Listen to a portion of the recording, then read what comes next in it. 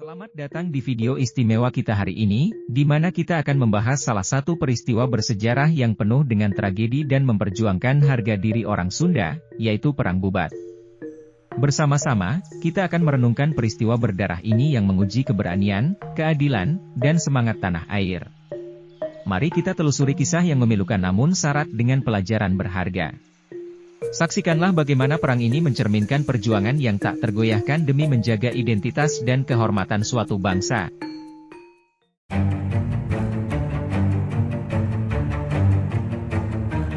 Perang Bubat yang terjadi pada tahun Saka 1257 atau 1357 Masehi, merupakan ambisi Patih Amangkubumi Gajah Mada, untuk menundukkan kerajaan Sunda Galuh dan Sunda Pakuan ke dalam pangkuan kerajaan Majapahit.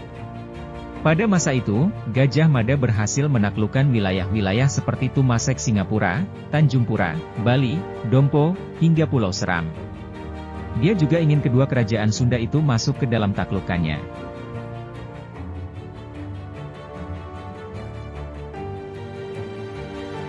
Padahal, sebagai tetangga Majapahit, hubungan kerajaan Sunda Galuh dan Sunda Pakuan cukup baik. Keduanya pun bukan ancaman. Kehendak Gajah Mada pun akhirnya ditentang Tribuana Tunggadewi dan Dyah Wiyat. Masalah baru muncul saat Raja Majapahit, Hayam Wuruk hendak mencari permaisuri untuk mendampingi dirinya.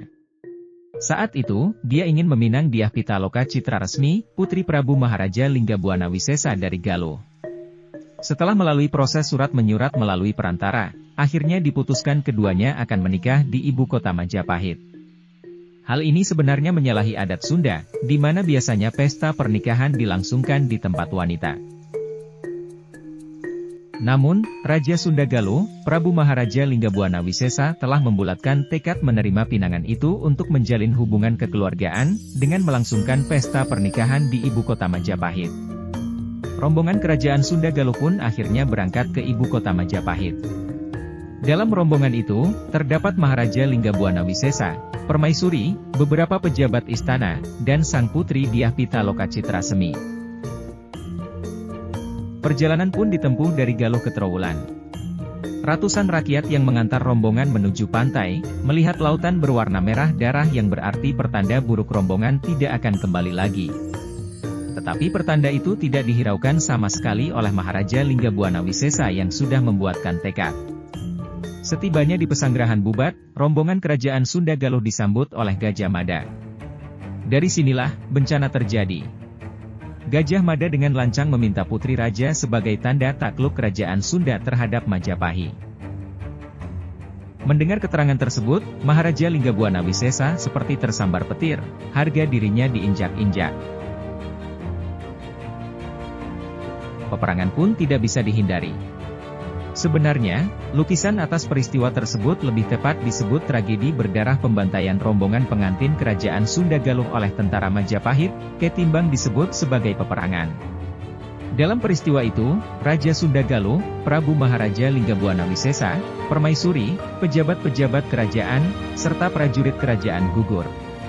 Tragisnya lagi, putri Dyah Pitaloka Citrasemi akhirnya bunuh diri. Tragedi berdarah pembantaian rombongan kerajaan Sunda Galuh ini pun sampai kepada rakyat Sunda.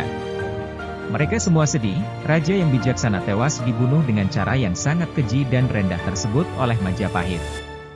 Sebagai akibatnya, Gajah Mada langsung diasingkan dari kegiatan politik istana. Dia juga diberikan tanah di wilayah Madakaripura Probolinggo. Inilah akhir riwayat Gajah Mada yang sangat terkenal tersebut.